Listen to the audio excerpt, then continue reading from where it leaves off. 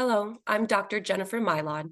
Welcome to today's briefcase activity titled Preventing the Preventable, Improving Mycophenolate Practices in Patients of Childbearing Potential. This activity is supported by an educational grant from the Mycophenolate REMS Group, a consortium of more than 20 companies who provide branded or generic forms of mycophenolate. Again, I'm Jennifer Mylod.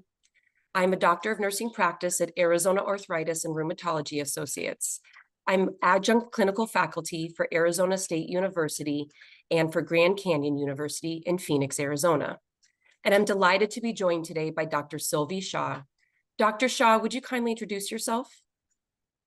Thanks, Jennifer. I'm Dr. Sylvie Shah. I'm a transplant nephrologist at the University of Cincinnati. A lot of my research is on reproductive health and kidney disease, and I'm very delighted to be here. Thank you, Dr. Shaw. We have 3 learning objectives today. First, identify the tetragenic risks associated with mycophenolate use during pregnancy. Second, counsel patients of childbearing potential before and during mycophenolate administration on appropriate pregnancy testing and acceptable contraception methods. And our last objective is to monitor confirmed pregnancies for the Mycophenolate Pregnancy Registry to support ongoing pharmacovigilance. By way of background, mycophenolate products, namely mycophenolate mofetil and mycophenolic acid, whether oral capsule, suspension, or intravenous injection, continue to be the anti-metabolite of choice for most U.S. organ transplant centers. Mycophenolate products are often used off-label for immunosuppression in rheumatoid arthritis, inflammatory bowel disease, psoriasis, and autoimmune diseases such as lupus and vasculitis. Unfortunately, mycophenolate is associated with significant embryo-fetal toxicity. The mycophenolate REMS, introduced in 2012, has been effective to help verify that persons of childbearing potential are not pregnant before mycophenolate treatment is initiated. However, pregnancies during treatment continue to occur at an unacceptably high level. Thus, it is critical that clinicians reinforce the importance of effective contraception. The mycophenolate REMS provides guidance and resources to support these efforts, but consistent clinical implementation is of paramount importance. Our simulated case study follows the story of a patient who received a kidney transplant several months ago and is checking in with her internist for follow-up. During the encounter, we will stop to discuss the interactions in terms of how they align to the mycophenolate REMS guidance, what was effective, where shortfalls exist, and how they can be improved. The dialogue is purposely exaggerated a bit to emphasize key issues and launch our discussions. So let's get started and roll the first video clip. Hi, Beth. Great to see you. This will be a short visit because I just reviewed your lab reports and imaging, and I'm so happy to say that your new kidney continues to be stable and is functioning very well. There are absolutely no signs of organ rejection, your urine output is normal, and you're doing a great job. How do you feel? I feel really, really great. Thank you. Now, I seriously can't believe how much my life has just changed without dialysis. I'm back to being me again, working on my career. I even have a wonderful new boyfriend. That's so great to hear. Congratulations, Beth. We're going to keep monitoring your health and make sure everything continues to go well. How are you doing with your immunosuppression regimen? It's very important that we keep you going for the long run. Any issues there? No, not really. When we first started it, I had that touch of nausea I told you about, but no problems after the first week or two. I think my body got used to it. Exactly. But if you have any problems, please don't hesitate to call me immediately, okay? You have my cell number, right? I do. Thank you so much for that. Perfect, perfect. So I will see you again next month, right? Take care now. Sounds good. Thanks again, Dr. Trotta. Dr. Shaw, this appointment was brief but cordial, but there was no reminder to avoid pregnancy. Should there have been? Yes, Dr. Mylod, that's totally correct. Every patient encounter should include a reminder to prevent pregnancy, even if it seems uncomfortable. And it is very critical to emphasize and re-emphasize pregnancy prevention at every visit. Yeah, you would think that her mentioning that she has a new boyfriend, that would have been like the perfect in for her to say, Oh, that's great to hear. I'm so happy for you. And I think I should remind you at this point that you need to be using contraception. This medicine that you're taking to prevent kidney rejection can cause birth defects. So are you using any contraception? Do you need a reminder of what are the appropriate contraception methods? You're absolutely right. So, for all our patients who have a kidney transplant and who are on mycophenolate, and especially for our female patients who are of childbearing age, it's extremely important for us to let them know that mycophenolate is associated with very high risk of teratogenicity. It is associated, pregnancy in patients with kidney transplant is associated with higher risk of adverse maternal and fetal outcomes. And mycophenolate especially increases the risk of miscarriages as well. So I think it's very important for us to tell our patients, give this information, which actually we even start at the time of evaluation, kidney transplant evaluation. We start talking to these patients. We remind them at every visit. And as you're mentioning, when she mentioned she had a boyfriend, I think this conversation should have been brought up. This should have prompted the physician to address it more, to ask if she's sexually active, if she's using any contraception, what are her plans for pregnancy. Because depending on the thoughts of the patient, it would help us to have a plan. Yes, I agree. And our patients with autoimmune disease, they have this lifetime chronic illness, and they will be on these treatments for many, many years, if not their whole lifetime. And often for these childbearing women, I'm trying to have these conversations with them. What is your plan for the future? How do you want to have kids? Do you know the timing of when you want to have kids? And that way we can be prepared and ready for what is our plan for when we're going to change a treatment, so they're on something that is going to be safe for mom and baby.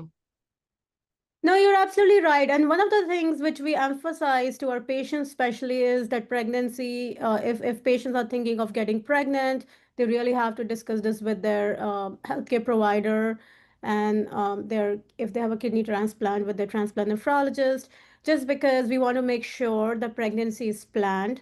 And as we discussed, mycophenolate does have a teratogenic risk. It does increase the risk of miscarriages. So if women are attempting conception, we have to make sure that mycophenolate is switched to an alternative safe agent, which is usually azathioprine in majority of the cases, just depending upon their profile and the other comorbidities they have. But we have to make that switch at least 6 weeks before attempting conception. And again, as we were talking, if they say we do not want to get pregnant, then we have to make sure they are using an effective contraception and they receive that counseling as well. Yeah, most definitely. And then regular reminders, of course, about that. Correct. So before we go to the next clip, let's review the potential consequences of pregnancy while taking mycophenolate. But first, let's get the audience involved with an audience response question. Which of the following is not an embryopathy commonly associated with mycophenolate? A, microtia, B, tracheal esophageal malformations, C, congenital heart defects, D, pyloric stenosis, or E, cleft lip and or palate. And the correct answer is D, pyloric stenosis, which is not commonly seen in connection with mycophenolate, but the others listed do occur. Dr. Shaw, would you kindly review these embryopathies? Sure. So these are the common embryopathies which are seen with mycophenolate. The common manifestations include microtia or anotia. Babies can get auditory canal atresia or conductive deafness. It's common to see cleft lip and palate. Babies can also develop congenital heart defects and tracheoesophageal malformations with mycophenolate. The other frequent manifestations include dysmorphic features of the face and distal limb anomalies, and the spontaneous miscarriages, which is commonly seen with mycophenolate. Thank you, Dr. Shaw. These are very important reminders. Now let's return to our case, which has now been updated to include the pregnancy prevention reminder that was missing before. Okay, you have my cell number, right? I do. Thank you so much for that. Perfect, perfect. So I will see you again next month, right? Now, before we wrap up, I would be remiss if I didn't remind you how critical contraception is with mycophenolate. I know. They gave me a pregnancy test before we started the mycophenolate, and I've been on the pill ever since. Perfect. Keep up the good work, Beth. I'll see you next month. Thanks, Dr. Tata. I'll see you then. Bye. Dr. Shah, so this is better than the first version, correct?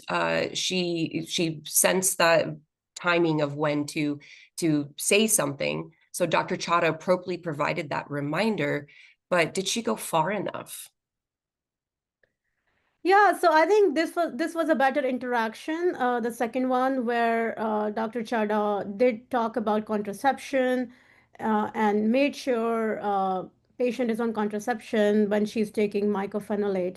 However, I feel there should have been more in-depth conversations regarding it, since the patient did mention she's only using pills. And as we know, do have high failure rate, and especially if patients are using pill as the contraceptive method, they have to use additional second method for contraception. And I think this discussion should have been addressing that as well. So that was something which I thought could have been done better in the.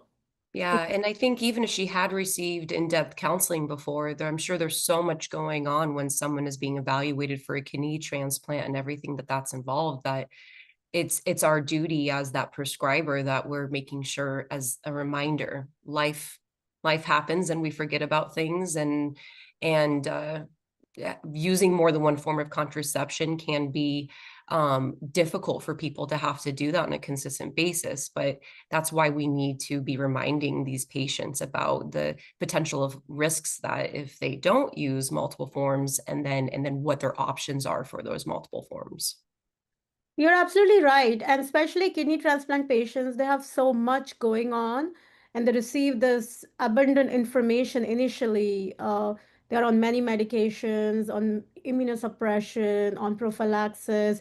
So I think it's extremely important for us to remind them at every visit with regards to the mycophenolate, how it can be teratogenic, how it can lead to higher risk of miscarriages, and how it is important for them to be on effective contraception when they are on mycophenolate. So it's extremely critical.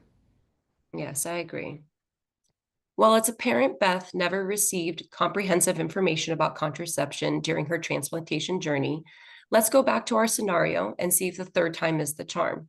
Go ahead and roll a video. You're very welcome. Now, before we wrap up, I would be remiss if I didn't remind you how critical contraception is with mycophenolate. I know. They gave me a pregnancy test before we started the mycophenolate, and I've been on the pill ever since. That's good to hear. But are you also using a second method? No. Should I be? Yes, indeed. Do you have a little more time now? I'd like to go through some more options with you. Sure. I don't have to be back online for work till 2 p.m. Okay, sounds good. I'm going to share my screen right now. Can you see it? Yes. Although I don't like what I see right. I know. It's disturbing. But the consequences of getting pregnant while on mycophenolate are very real. There's nearly a 25% chance that a baby exposed to mycophenolate during the first trimester of pregnancy will be born with birth defects. And these include small or missing ears, deafness, cleft lip or palate, heart defects, problems with the baby's airway and esophagus, misshaped head and shortened limbs, just to name a few. And in terms of miscarriage, the chance of spontaneous abortion during the first trimester is about 45%. These are not good odds. I get it. I can see why contraception is so important. It is indeed. So I know you're on the pill, but we really need to do more. Here are the options we need to consider. Can you see the screen? Yeah, so you are on the birth control pill, and you can see that as an option in the category B row. But to be safest, you need to consider a second method from category C1 or C2 every time you have sex. So that would be a female or male condom, or either a female diaphragm with spermicide, a female birth control sponge, or a cervical cap with spermicide. Well, I'm going to tell my boyfriend that he's using a condom from now on. That's good. Now, if you want to use only one method, you could, of course, consider category A. At this point in my life, I just like to add the condom, whether my boyfriend likes it or not. Great. It's so important that you're doing so well. Let's stay safe. I'm all about that. Thank you so much for bringing this up. Of course. And if you ever have any questions or wish to move to a different contraception method or methods, let's talk. In the meantime, I'm going to remind you about this every time we meet, okay? Don't mean to be a nudge, but it's so important. No, I don't mind at all. And I really appreciate that you made this clear to me, because I assumed that the pill was just enough. So Dr. Shah, this seemed to be more complete. Clear discussion with supporting illustrations to show the potential perils of mycophenolate in pregnancy, and then referencing the A, B, C choices in contraception. Do you agree? No, you're absolutely right. I do agree. This encounter was much better. The physician did talk about the potential pitfalls of mycophenolate, high risk of miscarriages, high risk of teratogenicity, and also address the contraceptive options which patients have, talked about the A, B, and C choices. However, I do think the conversation should have taken place much earlier in the patient journey, but better late than never. And as you know, we have talked, it should be ideally occurring at every clinic visit because it's very important for us to emphasize that mycophenolate can be teratogenic and patients should be on effective contraception to prevent unintentional pregnancies. At the same time, I think these discussions can be difficult for some clinicians. So it's extremely important for us to partner with our obstetric colleagues. If there are women's health specialists, we should be partnering with them. We should be partnering with primary care physicians as well, as it can help in having a multidisciplinary approach for contraceptive counseling, and ultimately whatever methods patients decide, they can be referred for that. For example, if an intrauterine device is desired by a patient, an appropriate referral can be made to the right physician for that. So I thought it was great that Dr. Chada used the visual aids to show the potential risks to the fetus, and also with the visual aids showing the contraception. Do you think that that's something that Dr. Chada or other physicians should be showing at every visit for patients on mycophenolate? So the subsequent conversations may not require the visual aids which Dr. Chada used, but at least a conversation should take place at every follow-up visit about pregnancy prevention and contraception. Yes, here is our second audience response question. Which of the following emergency contraception methods must be used within 3 days after a sexual encounter? A, ulipristal. B, copper IUD. C, levonorgestrel. D, all can be used within 5 days. Or E, I'm not sure. And the correct answer is C, levonorgestrel, which is available over the counter. The other options can be used within 5 days after a sexual encounter, but require a prescription or referral to a healthcare provider. There's one or two more things that could have been mentioned. Let's return to our actors again to find out what they are. Now, if you want to use only one method, you could, of course, consider category A. At this point in my life, I just like to add the condom, whether my boyfriend likes it or not. That's good. Now we also have emergency contraception options, but we can't always count on these for both timing and potential legal restrictions. These include Plan B, Ella, or an IUD. Now, all of these would need to be used within 3 to 5 days after a sexual encounter. Okay, I understand. The last thing I want to mention today are patient resources available through the Mycophenolate REMS website. Here you will find a patient information brochure titled What You Need to Know About Mycophenolate, a list of frequently asked questions, links to Planned Parenthood and the FDA, And lastly, a link to the Mycophenolate pregnancy registry. This is something that would be important to take part in should you get pregnant while on mycophenolate. Okay, yeah, that sounds good. And I can just download them all myself. Sure, you can just go to www.mycophenolaterems.com and click on the sections titled Patient Overview and REMS Material, and then Patients. Alternatively, I'll be happy to download it and send it to you. Thanks, Dr. Chada. I really appreciate the time that you spent with me on this. I'm happy to help. We want to keep your story a success story. Talk to you again soon. Bye now. Now, I think we have had a complete counseling session on the importance of preventing pregnancy with mycophenolate administration. Do you agree, Dr. Shah? Yes, I completely agree. I think as we saw, it's extremely important for us to counsel our patients on every clinic visit regarding the teratogenic potential with mycophenolate, regarding the high risk of miscarriages with mycophenolate. Then we should be talking to our patients, giving them a counseling regarding the various contraceptive methods which are available.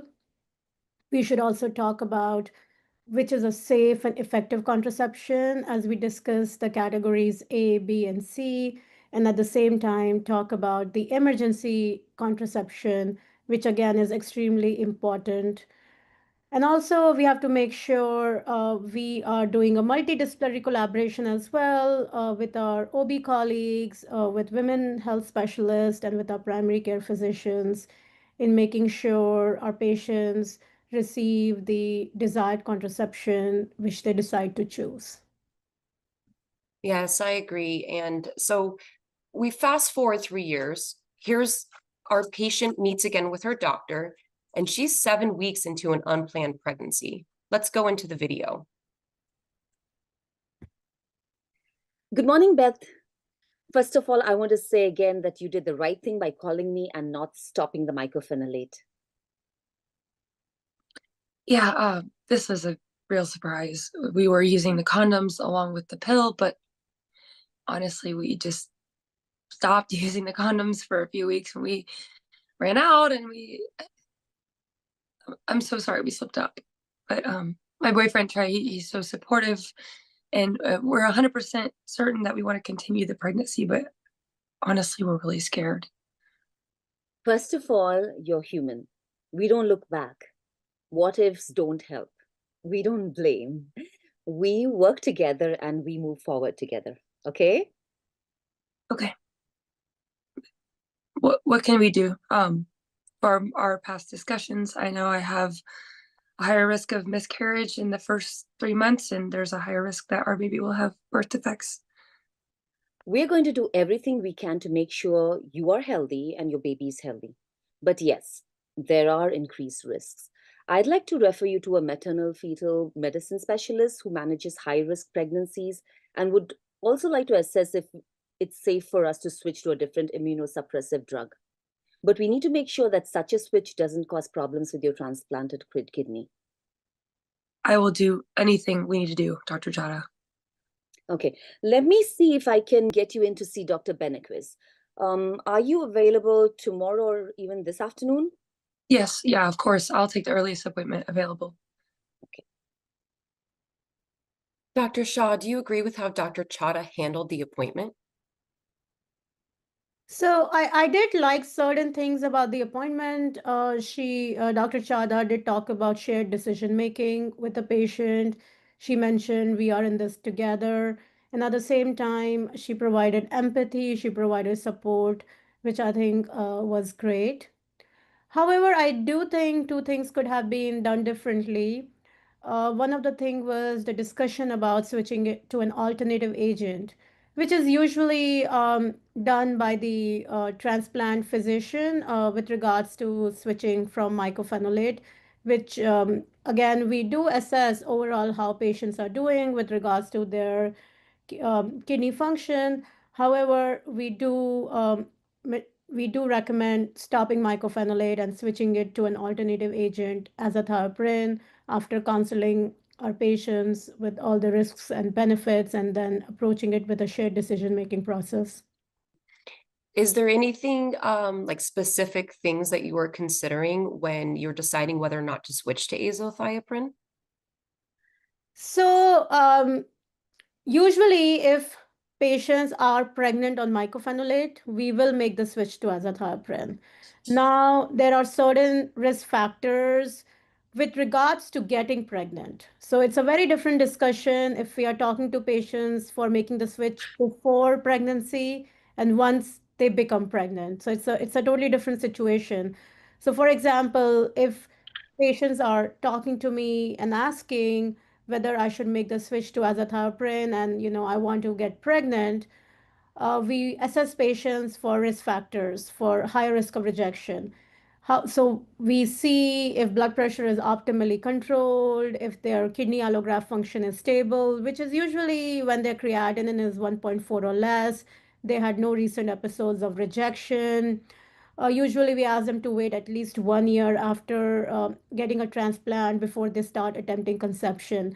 And now, and if we see they do not have these risk factors and it's safe for them to proceed, then we make the switch from mycophenolate to azathioprine at least six, and we tell them to wait for at least 6 weeks before they start attempting conception. I do tell my patients that azathioprine is a weaker immunosuppressive agent as compared to mycophenolate. There could be potentially higher chance of rejection.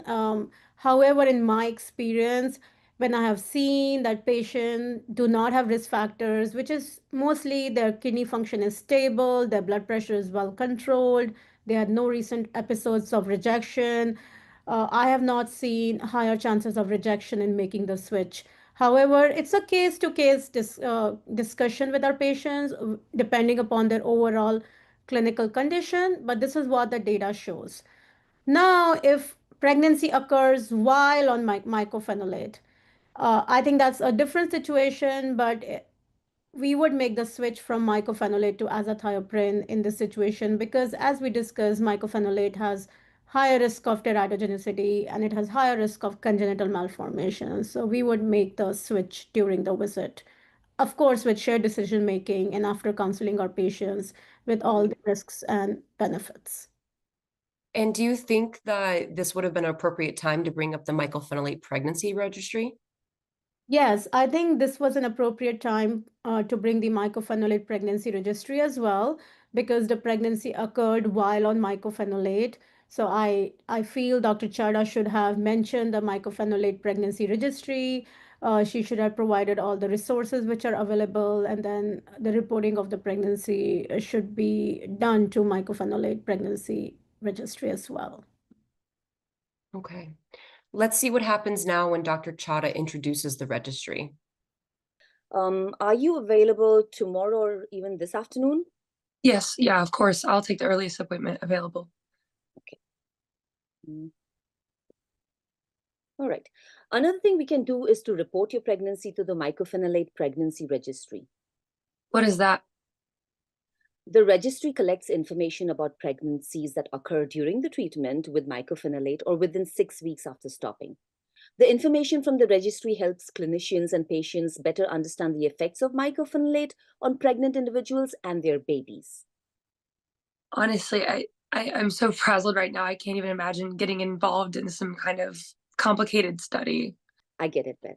The program is completely voluntary. Participation is completely up to you. I think I'll pass. I can't juggle anything else right now. I completely understand. Okay, Dr. Benequiz just got back to me. They can see you today at 3:30 p.m. if you're available. Yes, that would be perfect. Thank you.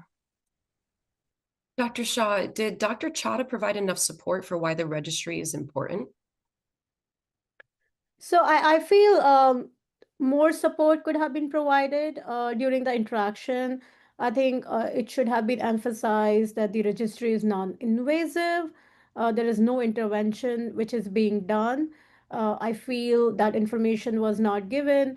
Also, I think we have to realize that it was a lot for the patient as well with this unplanned pregnancy, with mycophenolate having high risk of malformations and teratogenicity, and at the same time the conversation about switching of immunosuppression. So I think in addition to emphasizing that the registry is non-invasive, it would have been nice to tell the patient that we can revisit again at a later time, just to give her more time to process because a lot of things were going on. So that's what I feel the conversation could have been done in a different way. Yeah, I agree. I know a lot of offices will have like a contact person for who, like maybe a medical assistant or a nurse that helps patients enroll in the registry. Maybe even mentioning that they'll have that office staff reach out in the next like day or maybe a week. Like at would be maybe a more appropriate time when she's been able to see the high risk doctor and maybe be more in a calm kind of environment to be able to realize the importance of the registry too. No, I agree. Now, before we continue, here is our last audience response question. For women enrolled in the mycophenolate pregnancy registry, what is the last time point at which the registry asks questions about the pregnancy?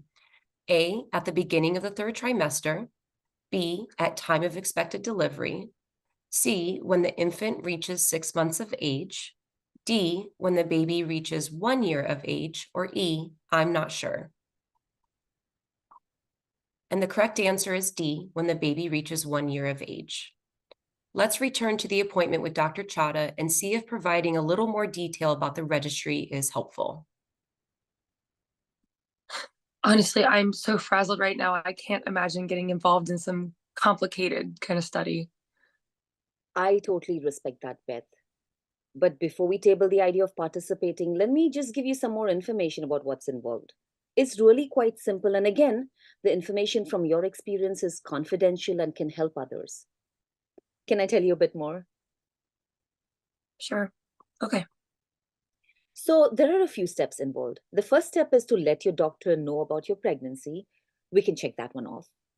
If you decide to participate, I would contact the registry on your behalf, and the registry would subsequently get in touch with you. Next, they'd send you an informed consent document. This form tells you what to expect with the registry and tells you what your rights are. By signing, you allow the registry to ask you questions about your health and your baby's health. The registry would also ask for information from me.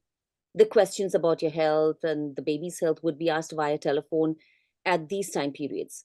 After the first 3 months of pregnancy, 2 more times during the next 6 months of pregnancy, at the time of your expected delivery, and when your baby's 2 months, 6 months, and 1 year. That's in a nutshell. You can quit at any time, and your privacy is protected.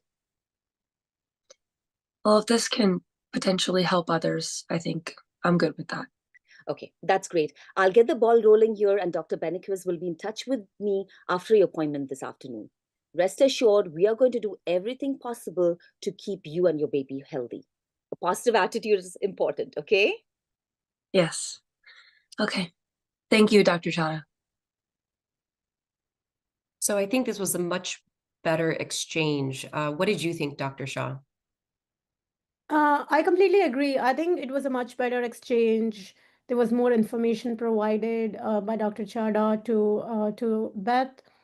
And at the same time, I think she emphasized that it's completely voluntary, it's confidential.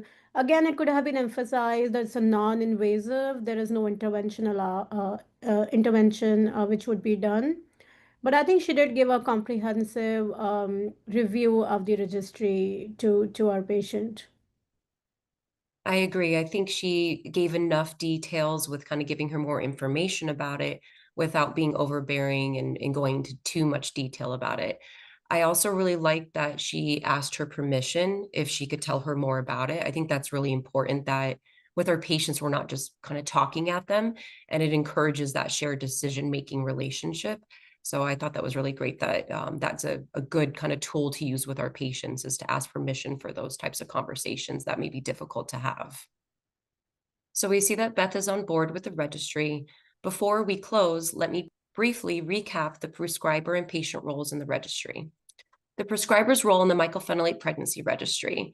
We need to instruct patients to tell us if they get pregnant during treatment with mycophenolate or within 6 weeks following discontinuation of their treatment.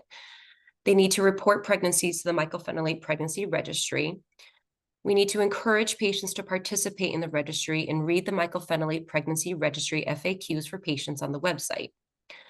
We can provide our contact information and information about the pregnancy and the patient's contact information so that can be called for follow-up.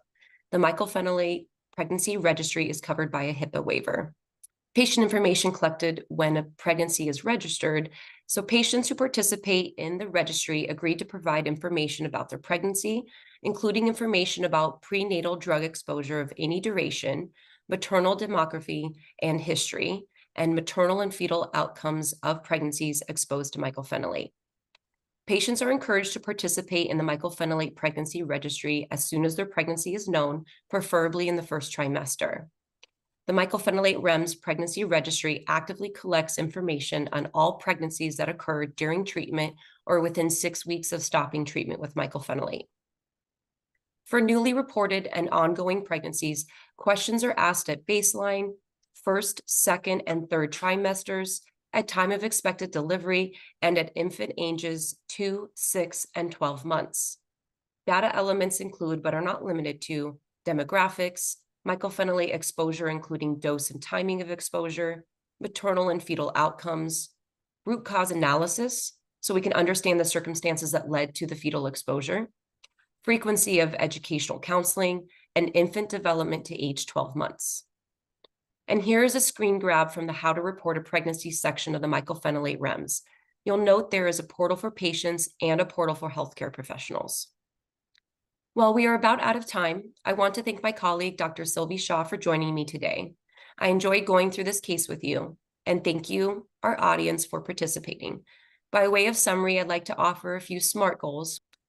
Remind patients of childbearing potential who take mycophenolate at every visit about the absolute need to avoid pregnancy.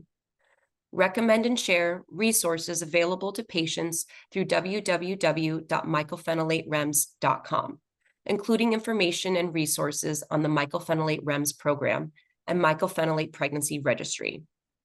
Describe the program to patients who qualify. Report to the Mycophenolate Pregnancy Registry any pregnancies that occur during mycophenolate treatment or within 6 weeks following discontinuation of treatment. And here's the phone number and the website. To receive CME credit for today's session, please complete the post-test and evaluation. Thank you.